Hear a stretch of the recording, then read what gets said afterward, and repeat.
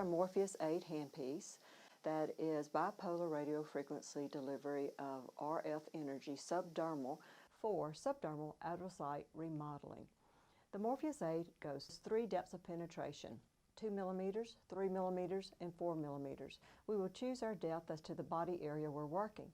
Periorbital is typically 2 millimeters, the face 3 millimeters, and the body 4 millimeters where the skin is thicker. I'm going to demonstrate now and show you how it auto-ejects at 2 millimeters. Face, which would be 3 millimeters, and body, for where the skin is thicker, 4 millimeters. We have had the numbing agent on for 35 to 40 minutes. We're going to take every trace of numbing cream and makeup off. We want the skin as clean as possible before the procedure. So after I take it off with this tongue blade, I'm going to use a mild cleanser, followed by prepping the skin with 70% isopropyl alcohol to get all traces of my numbing agent off that might have been left behind. Now that I have cleaned the skin thoroughly and removed all traces of the numbing agent, I chose my setting, face settings, which will be 3 millimeters in depth. You're going to at a 90-degree angle, place on the skin, 30 to 50% overlap, and begin.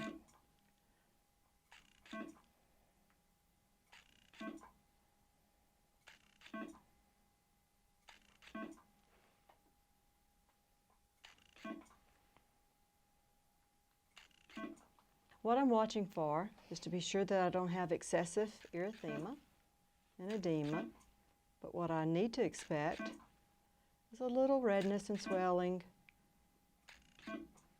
and pinpoint bleeding.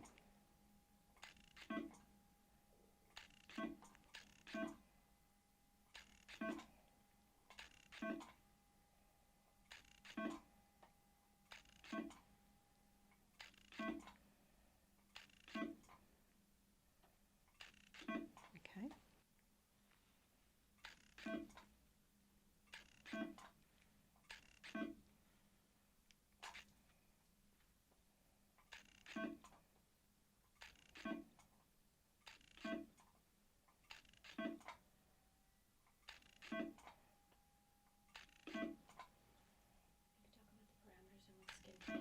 Okay. Morpheus8 can be used on all skin types. We can adjust our energy for darker skin types to reduce that risk of post-inflammatory hyperpigmentation. Or on lighter skin types, we can be more aggressive, depending on the degree of correction needed.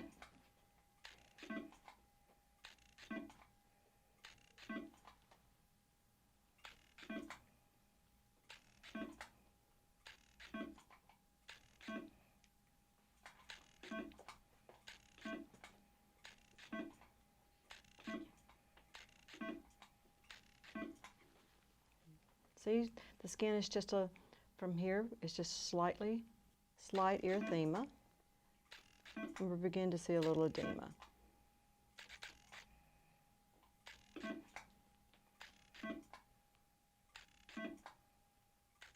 And mild pinpoint bleeding.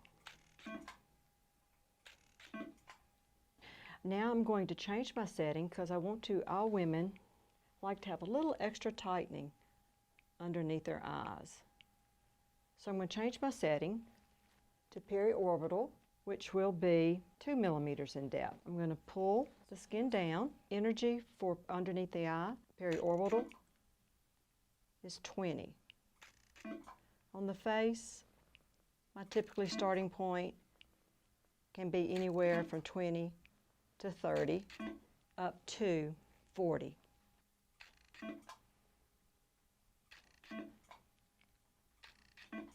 Okay, now I'm going to go back to face and start with the forehead. If I have older, thinner skin on the forehead, I adjust my energy. I lower my energy levels. Rose has very healthy, great skin. Just a small amount of laxity that she would like to address. When I'm working on the nose, I flatten as much as possible and I place perpendicular to the skin, and then I might push up so that all my edges have contact with skin.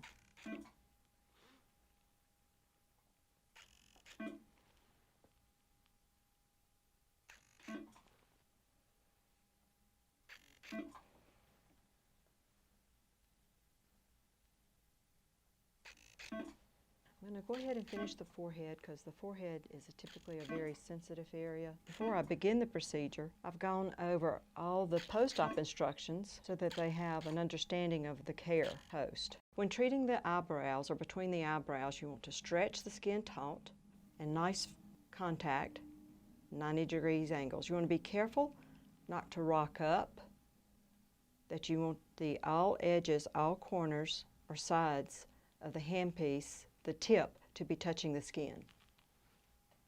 When I'm working on angles or on bony prominences, I'm sure to stretch the skin and have nice contact. I can even roll the skin up to make a flat surface.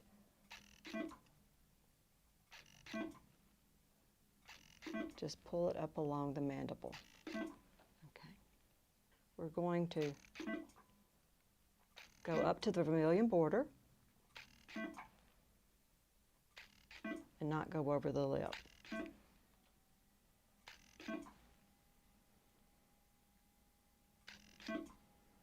So I can stretch, place, and then press the skin.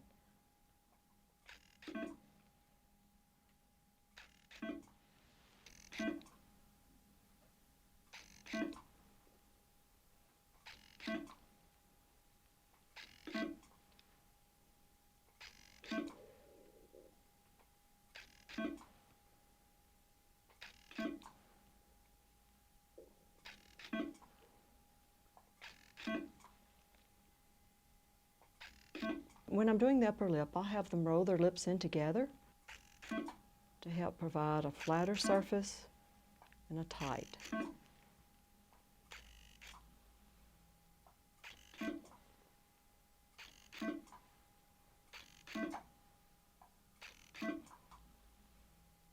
going to have the client turn her head to give me the best position to be 90 degrees.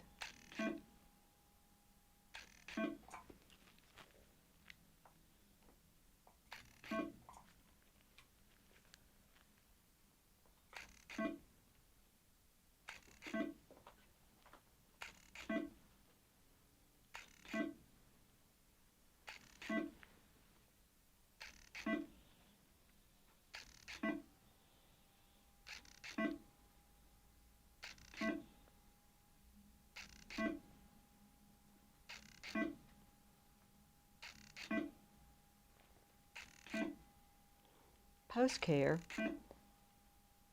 Rose is going to keep her face clean with a mild, gentle cleanser.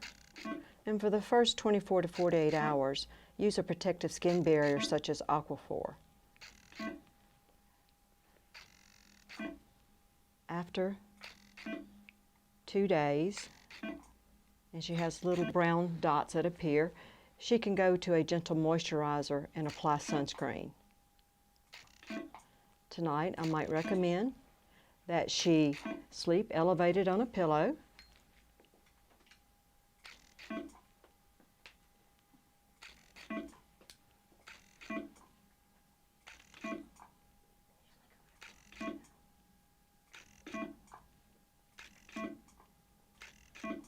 Okay. Now I'm going to change to the eye settings, the periorbital setting, which will be 2 millimeters, and finish this eye. I'm going to pull the skin down tightly so that I'm working on top of the orbital rim.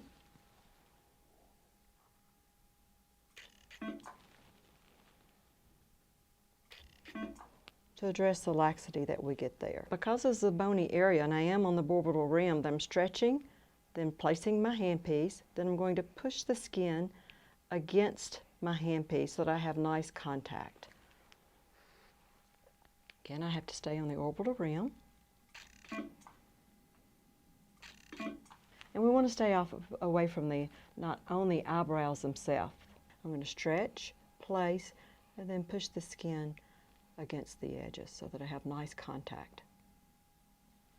Around the eyes, periorbital, is where we get a skin elasticity. It's really good for the tightening of the skin. Gives them a little bit of lift too by going above the eyebrow and below the eyebrow, as long as I stay on the orbital rim.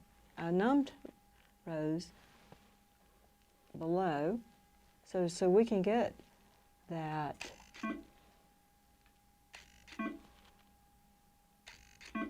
subdermal adipocyte remodeling. We want to get this area.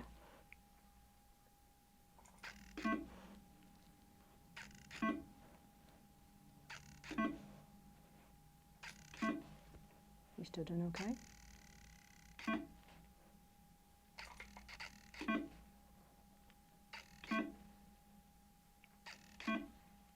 The tips or the pins are single, one-time use only.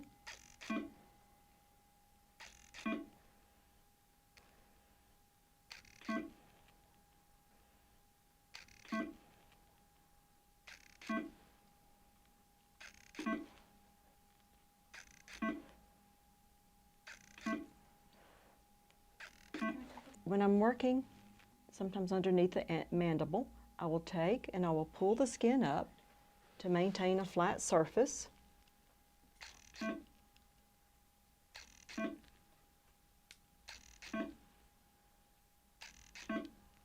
I'm addressing the jowling issue that we have sometimes. Again, this is for subdermal adipocyte remodeling. When I'm working, I want to address the skin that's right underneath the mandible, and it's kind of a bony prominence. I'm going to pull the skin up so I have a flat surface to work on.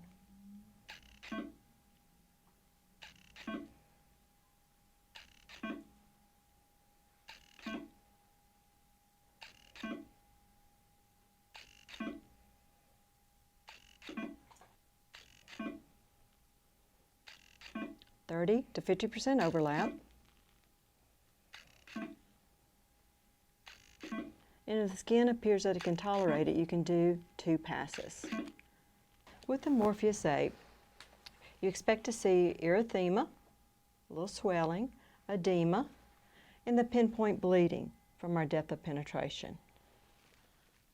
After the procedure, you can take moist 4x4s to use as cool compresses to help cool the skin. And not only is it help cooling the skin, it's helping me clean the skin. I'll leave these on for 5 to 10 minutes before I take them off and apply my Aquaphor. Pinpoint bleeding is typically gone by the time I remove my 4x4s.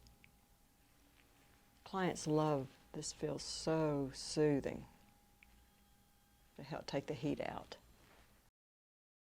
Now I'm just going to use Aquaphor as a protective skin barrier and just put a light coat. This also is soothing.